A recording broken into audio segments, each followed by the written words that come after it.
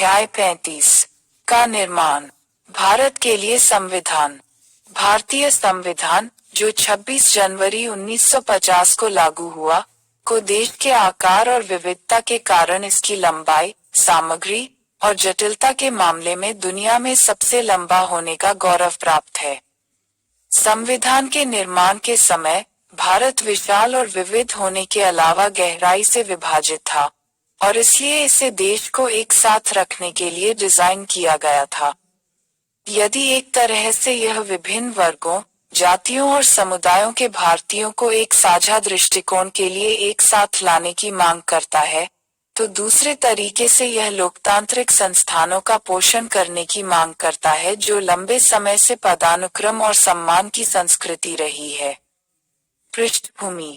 यद्यपि भारत का संविधान दिसंबर 1946 और दिसंबर 1949 के बीच तैयार किया गया था, इसकी जड़ें औपनिवेशिक शासन के खिलाफ भारतीय राष्ट्रीय आंदोलन के साथ साथ रियासतों में जिम्मेदार और संवैधानिक सरकार के लिए आंदोलनों में गहरी हैं। मृदुला मुखर्जी ने अपने काम इंडिया सीन इंडिपेंडेंस में इस विचार को खारिज कर दिया कि अंग्रेजों ने भारत में एक आधुनिक, जिम्मेदार और संवैधानिक सरकार की शुरुआत की और 1950 का संविधान केवल 1861 में अंग्रेजों द्वारा की गई संवैधानिक पहल की श्रृंखला की परिणति थी। 1892, 1909, 1919 और 1935। तथ्य यह है कि ब्रिटिश हर स्तर पर रियायतें राष्ट्रवादियों की मांग से काफी कम रही। आधुनिक अर्थों में भारत का संविधान विधेयक, जिसे 1895 में होम रूल बिल के रूप में भी जाना जाता है, दिखाई दिया, जिसमें अभिव्यक्ति की स्वतंत्रता, कानून के समक्ष समानता, किसी के घर की हिंसा का अधिकार, संपत्ति का अधिकार जैसे बुनियादी मानवाधिकारों की परिकल्पना की गई थी। आदि भारत के सभी नागरिकों के लिए। हालांकि होम रूल बिल के लेखकत्व को साबित करने के लिए कोई निर्णायक सबूत नहीं है। एनी बेसेंट का मानना कि बिल तिलक से प्रेरित था। 1922 में महात्मा गांधी ने यंग इंडिया में प्रकाशित स्वतंत्रता शीर्षक से एक लेख में लिखा था कि स्वराज ब्रिटिश संसद का एक मुफ्त उपहार नहीं होगा, बल्कि भारत की पूर्ण आत्मा अभिव्यक्ति की घोषणा के अनुसार भारत का संविधान तैयार किया जाएगा। भारतीयों की इच्छा। कॉमनवेल्थ ऑफ इंडिया बिल, जिसे भारत में तैयार किया गया था और जिसमें एनी बेसेंट, तेज बहादुर सप्राव, वीएस श्रीनिवास शास्त्री ने महत्वपूर्ण योगदान दिया, जिसे संसदीय लेबर पार्टी की कार्यकारी समिति ने सर्वसम्मति से स्वीकार कर लिया। दिसंबर 1925 में हाउस ऑफ कॉमन्स में बिल का पहला वाचन हुआ।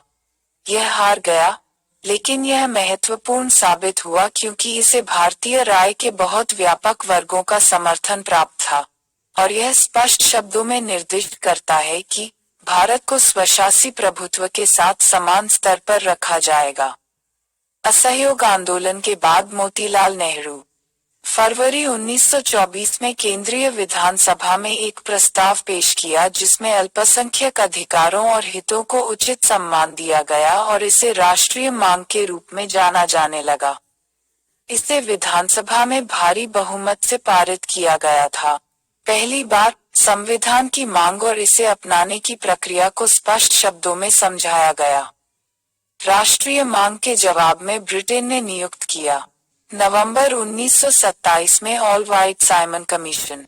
आगे संवैधानिक परिवर्तनों की सिफारिश करें। लॉर्ड बिरकिनहेड की चुनौती के जवाब में अगस्त 1928 को प्रस्तुत नेहरू रिपोर्ट भारत के लिए एक मसौदा संविधान की रूपरेखा थी।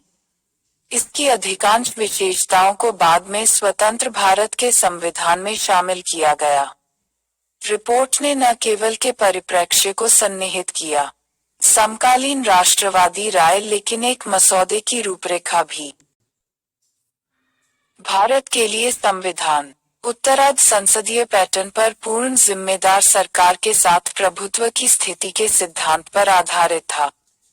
इसने इस सिद्धांत पर जोर दिया कि संप्रभुता भारतीय लोगों से संबंधित है, मौलिक अधिकारों का एक सेट निर्धारित किया है और एक संघीय प्रणाली के लिए प्रदान किया गया है जिसमें इकाइयों को अधिकतम स्वायत्तता प्रदान की गई है, लेकिन केंद्र सरकार में निहित अवशिष्ट शक्तियां और संघीय निचले सदन के चुनावों के लिए संयुक्त मतदाता हैं, और कुछ मामलों में सीमित अवधि के लिए अल्पसंख्यकों के लिए सीटों के आरक्षण के साथ प्रांतीय विधायिका। नेहरू रिपोर्ट के बाद साइमन कमीशन का बहिष्कार किया गया था और दिसंबर 1929 में कांग्रेस ने पूर्ण स्वतंत्रता को अपना अंतिम लक्ष्य घोषित किया। यह विचार कि भारत का संविधान इसी उद्देश्य के लिए चुनी गई संविधान सभा के माध्यम से बनाया जाना चाहिए और व्यापक संभव मताधिकार के आधार पर समर्थन प्राप्त हुआ। हालांकि एम.एन. रॉय ने पहले ऐसा सुझाव दिया था। जवाहरलाल नेहरू 1933 में इस विचार को प्रतिपादित करने वाले पहले राष्ट्रीय नेता थे। कांग्रेस ने 1934 में साइमन कमीशन की 1933 की सिफारिशों को लोगों की इच्छा की अभिव्यक्ति के रूप में अस्वीकार करने के बाद अपनी आधिकारिक नीति के एक हिस्से के रूप में एक संविधान सभा की मांग को उठाया। जवाहरलाल नेहरू ने घोषणा की कि कांग्रेस ने प्रस्ताव दिया था कि भारत के संविधान को बिना किसी बाहरी हस्तक्षेप के वयस्क मताधिकार के आधार पर निर्वाचित संविधान सभा द्वारा तैयार किया जाना चाहिए, और कांग्रेस की कार्य समिति ने इस रुख को दोहराया। 1936 में कांग्रेस के लखनऊ अधिवेशन में यह घोषित किया गया था कि बाहरी सत्ता द्वारा लगाया गया कोई संविधान और लोगों की संप्रभुता को कम करने वाला कोई भी संविधान कांग्रेस को स्वीकार्य नहीं होगा।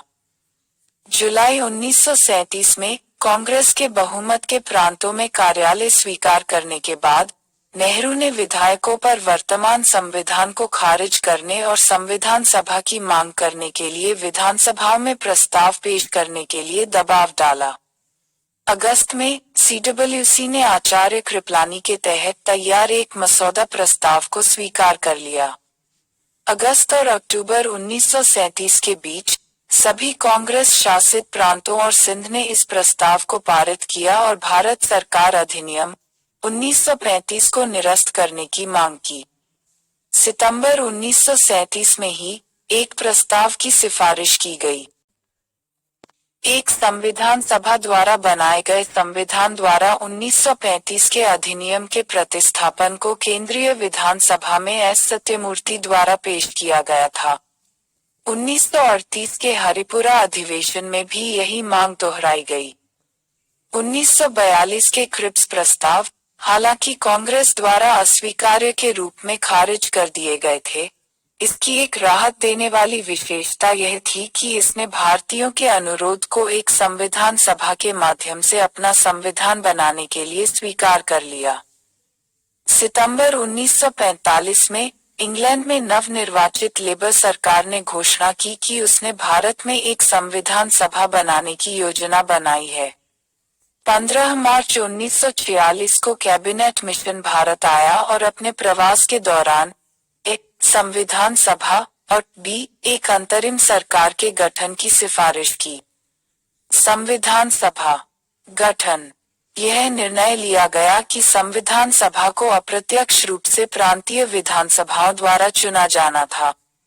योजना के अनुसार ब्रिटिश भारत के प्रांतों को 3 श्रेणियों ए, बी और सी में बांटा गया था। प्रत्येक प्रांत को जनसंख्या के आधार पर एक सदस्य के अनुपात में 10 लाख में आवंटित किया गया था। एक प्रांत को दी जाने वाली सीटों की संख्या 3 समुदायों के बीच उनकी संख्या के आधार पर तय की गई थी। 3 समुदाय मुस्लिम, सिख और जनरल थे, जिनमें हिंदू और अन्य सभी जो मुस्लिम और सिख नहीं थे। उन्हें प्रत्येक समुदाय के प्रतिनिधियों द्वारा अपनी अपनी विधानसभाओं में आनुपातिक प्रतिनिधित्व की विधि द्वारा एकल संक्रमणीय मत के साथ चुना जाना था। भारतीय राज्यों को आवंटित सदस्यों की संख्या भी जनसंख्या के आधार पर तय की जानी थी, जैसा कि ब्रिटिश भारत के लिए अपनाया गया था, लेकिन उनके चयन की विधि बाद में परामर्श द्वारा तय की जानी थी। संविधान बनाने वाली संस्था की संख्या 389 थी। इनमें से 296 प्रतिनिधि ब्रिटिश भारत से होने थे, 292 प्रतिनिधि ब्रिटिश भारत के 11 गवर्नर प्रांतों से लिए गए थे और 4 मुख्य आयुक्तों के प्रांतों से एक एक प्रतिनिधि थे। दिल्ली, अजमेर, मेरवाड़ा, कुर्ग और ब्रिटिश बलूचिस्तान और भारतीय राज्यों के 93 प्रतिनिधि। राज्यों के प्रतिनिधियों को संबंधित शासकों द्वारा मनोनीत किया जाना था। ब्रिटिश भारतीय प्रांतों को सौंपे गए 296 सीटों के लिए चुनाव जुलाई-अगस्त 1946 तक पूरे हो गए थे। कांग्रेस ने 9 और मुस्लिम लीग को छोड़कर सभी सामान्य सीटों सहित 208 सीटें जीतीं, यानी मुसलमानों को आवंटित 5 सीटों में से सभी सीटें। राज्यों के प्रतिनिधियों के लिए 93 सीटें खाली रहीं और रियासतों ने संविधान सभा में भाग नहीं लेने का फैसला किया। हालांकि कुछ राज्यों बड़ौदा, बीकानेर, जयपुर, पटियाला, रीवा और उदयपुर के प्रतिनिधियों ने अप्रैल 1947 तक और 15 अगस्त 1947 तक विधानसभा में प्रवेश किया और इसके तुरंत बाद सभी राज्यों ने अपने प्रतिनिधियों को विधानसभा में भेज दिया। हालांकि असेंबली अपना काम तुरंत शुरू करने में सक्षम नहीं थी क्योंकि जिन्ना ने अपनी स्वीकृति वापस ले ली और मुस्लिम लीग को इसका बहिष्कार करने का कारण बना। कांग्रेस ने अपनी योजना को आगे बढ़ाया और मौलिक अधिकारों का मसौदा तैयार करने और विधानसभा के शुरुआती सत्र की व्यवस्था करने के लिए एक विशेषज्ञ समिति नियुक्त की। पार्टी ने वायसराय के निमंत्रण को भी स्वीकार कर लिया। प्रधानमंत्री के रूप में जवाहरलाल नेहरू के साथ एक अंतरिम सरकार बनाने के लिए संविधान सभा 9 दिसंबर 1946 को कॉन्स्टिट्यूशन हॉल अब नई दिल्ली में संसद भवन के सेंट्रल हॉल में खुली। कुछ दिनों तक सत्र में रहने के बाद जवाहरलाल नेहरू ने 13 दिसंबर 1946 को ऐतिहासिक उद्देश्य प्रस्ताव पेश किया। इस प्रस्ताव में एक संघीय राज्य व्यवस्था की परिकल्पना की गई थी जिसमें अवशिष्ट शक्तियां स्वायत्त इकाइयों और लोगों की संप्रभुता में निहित थीं। संकल्प ने विधानसभा को उसके मार्गदर्शक सिद्धांत और संविधान के दर्शन दिए। बनाना 2 संविधान सभाएं, भारत और पाकिस्तान। जनवरी 1947 के अंत तक यह स्पष्ट था कि मुस्लिम लीग के विधानसभा में शामिल होने की कोई संभावना नहीं थी। जिन्ना ने पाकिस्तान के लिए एक अलग संविधान सभा के लिए एक समझौता न करने का आह्वान किया था। 26 जून 1947 को भारत के गवर्नर जनरल लॉर्ड माउंटबेटन ने पाकिस्तान के लिए एक अलग संविधान सभा की स्थापना की घोषणा की। भारतीय स्वतंत्रता अधिनियम 1947 आश्चर्यजनक गति से पारित हुआ। 18 जुलाई 1947 को लागू हुआ। भारतीय स्वतंत्रता अधिनियम 1947 ने भारत की संविधान सभा को पूर्ण रूप से संप्रभु निकाय घोषित किया और 14-15 अगस्त की मध्यरात्रि को 1947 विधानसभा ने देश के शासन की पूर्ण शक्तियां ग्रहण की। अधिनियम की धारा 8 ने संविधान सभा को पूर्ण विधायी शक्ति प्रदान की। भारत के लिए विधानसभा का मूल्यांकन कैबिनेट मिशन योजना के तहत स्थापित विधानसभा थी। अपने वैचारिक और दार्शनिक क्षेत्र में कांग्रेस द्वारा किए गए समझौतों का परिणाम है। कांग्रेस के प्रयासों के बावजूद विधानसभा पूरी तरह से संप्रभु नहीं थी, जबकि कांग्रेस की मांग पूरी तरह से संप्रभु विधानसभा की थी। न ही इसे सार्वभौमिक वयस्क मताधिकार के आधार पर चुना गया था जैसा कि कांग्रेस ने मांग की थी। कांग्रेस ने सांप्रदायिक प्रतिनिधित्व और प्रांतों के लिए समूहीकरण योजना को भी स्वीकार कर लिया। यह केंद्र सरकार की शक्तियों पर लगाई गई सीमाओं के साथ भी चला गया।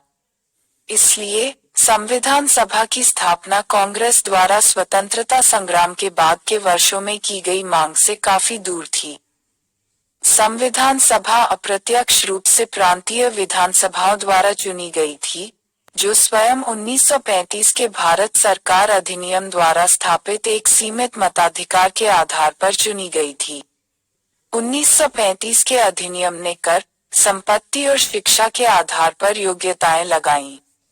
इसने 70% से अधिक वयस्क आबादी को मतदान से दूर रखा। इस प्रकार संविधान सभा ने प्रांतीय विधानसभाओं की संरचना को प्रतिबिंबित किया, जिसमें कांग्रेस के पास एक आरामदायक बहुमत था, जो विभाजन के बाद 80% से अधिक हो गया। विधानसभा की रचना उस समय देश में मौजूद विभिन्न वैचारिक विचारों को दर्शाती थी। समाजवादी, मार्क्सवादी और साथ ही लोकतांत्रिक किस्म थे। दोनों समूह उत्पादन के महत्वपूर्ण साधनों के निजी स्वामित्व के विरोध में थे और एक समतावादी समाज चाहते थे, जबकि मार्क्सवादी किस्म एक क्रांतिकारी पुनर्निर्माण चाहते थे। यह अधिक उदारवादी समूह था, जिसके सदस्य नेहरू थे, शांतिपूर्ण संसदीय पसंद करते थे। तरीके जो हावी रहे। सरदार पटेल को निजी उद्यम का समर्थन करने वाले दक्षिणपंथी विचारों का नेता माना जा सकता है। दक्षिणपंथी दृष्टिकोण का प्रतिनिधित्व पुरुषोत्तम दास टंडन और एसपी मुखर्जी ने भी किया था। पंचायतों के माध्यम से विकेंद्रीकृत ग्राम सरकार का प्रस्ताव करने वाले गांधीवादी भी थे। इन सभी दृष्टिकोणों ने एक हद तक संविधान को प्रभावित किया, लेकिन उदारवादियों और लोकतांत्रिक समाजवादियों का प्रभाव प्रमुख था। स्वतंत्रता के बाद 15 अगस्त 1947 को भारत की स्वतंत्रता के साथ संविधान सभा संविधान बनाने के साथ साथ सामान्य कानून बनाने के लिए जिम्मेदार एक संप्रभु निकाय बन गई। अब संविधान सभा का कार्य 5 चरणों में संगठित हो गया था। बुनियादी मुद्दों पर रिपोर्ट प्रस्तुत करने के लिए पहले समितियों की आवश्यकता थी। द्वितीय बेनेगल नरसिंह राव, कलकत्ता उच्च न्यायालय के एक न्यायाधीश और संविधान सभा के संवैधानिक सलाहकार ने इन समितियों की रिपोर्टों के आधार पर और अन्य देशों के संविधानों में अपने स्वयं के शोध के आधार पर एक प्रारंभिक मसौदा तैयार किया। तीसरी मसौदा समिति, डॉक्टर बी.आर. अंबेडकर ने एक विस्तृत मसौदा संविधान प्रस्तुत किया, जिसे सार्वजनिक चर्चा और टिप्पणियों के लिए प्रकाशित किया गया था। प्रेस में आलोचनाओं और प्रति आलोचनाओं ने बदले में आम सहमति की प्रकृति को ढाला, जो अंततः विशिष्ट मुद्दों पर पहुंची थी। चौथा, संविधान के मसौदे पर बहस हुई और संशोधन प्रस्तावित किए गए। पांचवा, भारत का संविधान अपनाया गया था। मसौदा समिति 1. Doctor B R. अंबेडकर अध्यक्ष। 2. जी.बी. पंत। 3. के.एम. मुंशी। 4. अल्लादी कृष्णा स्वामी लिया। 5. एन. गोपालस्वामी अयंगर। 6. बी.ए. मित्रा, बाद में माधव राव के स्थान पर। 7. सैयद मोहम्मद सदुल्ला। 7. डी.पी. 1948 में खेतान की मृत्यु हो गई और इसलिए टी.टी. कृष्णमाचारी को नियुक्त किया गया। कार्य, समितियां और आम सहमति। जब 9 दिसंबर 1946 को पहली बार संविधान सभा की बैठक हुई, तब तत्कालीन कांग्रेस अध्यक्ष जे.बी. कृपलानी ने प्रस्ताव रखा। अनंतिम अध्यक्ष पद के लिए विधानसभा के सबसे बुजुर्ग सदस्य डॉक्टर सच्चिदानंद सिन्हा का नाम। बाद में 11 दिसंबर को डॉक्टर राजेंद्र प्रसाद को संविधान सभा के अध्यक्ष के रूप में चुना गया था। संविधान सभा ने कई समितियों की नियुक्ति की संविधान बनाने के लिए। इन समितियों ने अप्रैल और अगस्त 1947 के बीच अपनी रिपोर्ट प्रस्तुत की और इन रिपोर्टों के आधार पर डॉक्टर बी.एन. संवैधानिक सलाहकार राव ने अक्टूबर 1947 के अंत तक संविधान का एक मसौदा प्रस्तुत किया। इस मसौदे में 240 खंड और 13 अनुसूचियां थीं। इस प्रारूप संविधान पर विचार करने के लिए डॉक्टर बी.आर. अंबेडकर, उस समय के कानून मंत्री, की स्थापना की गई थी। अन्य सदस्य थे अल्लादी कृष्णा स्वामी अय्यर, एन गोपालस्वामी अयंगार, के मुंशी, सैयद मोहम्मद सादुल्ला, सर बी.एल. मित्तर और डी.पी. खेतान। पहली बैठक के बाद सर बी.एल. मित्तर ने इस्तीफा दे दिया और उनके स्थान पर एन माधव राव को नामित किया गया और टी.टी. कृष्णमाचारी डी.पी. की जगह ली। 1948 में खेतान की मृत्यु पर मसौदा समिति ने संविधान का पहला मसौदा तैयार किया। यह तब न्यायविदों, वकीलों, न्यायाधीशों और अन्य सार्वजनिक लोगों की टिप्पणियों के लिए प्रसारित किया गया था। उनकी टिप्पणियों और आलोचनाओं के आलोक में मसौदा समिति ने एक दूसरा मसौदा तैयार किया जिसमें 315 अनुच्छेद और 9 अनुसूचियां शामिल थीं। यह दूसरा मसौदा 21 फरवरी 1948 को संविधान सभा के समक्ष रखा गया था। तब इस मसौदे को विधानसभा द्वारा खंड दर खंड माना गया था। तीसरा वाचन 14 नवंबर को शुरू हुआ और 26 नवंबर 1949 को समाप्त हुआ। प्रस्तावना को अंतिम बार अपनाया गया था। इस टास्क को पूरा करने में 2 साल 11 महीने और 18 दिन लगे थे। मसौदा संविधान को स्वीकार किए जाने से पहले लगभग 7000 विषम संशोधन प्रस्तावित किए गए थे और लगभग 2500 पर वास्तव में चर्चा की गई थी। डॉक्टर अंबेडकर ने तब एक प्रस्ताव पेश किया कि संविधान सभा द्वारा तय किए गए संविधान को पारित किया जाए। 26 नवंबर 1949 को भारत के लोगों ने संविधान सभा में भारत के संप्रभु लोकतांत्रिक गणराज्य के संविधान को अपनाया, अधिनियमित किया और खुद को दिया। डॉक्टर राजेंद्र प्रसाद ने विधानसभा के अध्यक्ष के रूप में दस्तावेज पर हस्ताक्षर किए। संविधान सभा के सदस्यों ने जोड़ा। राय ए अल्पसंख्यक द्वारा सत्ता के बंटवारे के लिए कोई दावा। ख सांप्रदायिकता कहा जाता है जबकि बहुमत द्वारा पूरी शक्ति का एकाधिकार। ख राष्ट्रवाद कहा जाता है। बी आर अंबेडकर 24 जनवरी 1950 विधानसभा के अंतिम दिन इस पर उनके हस्ताक्षर। कुल मिलाकर 284 सदस्यों ने वास्तव में संविधान पर हस्ताक्षर किए।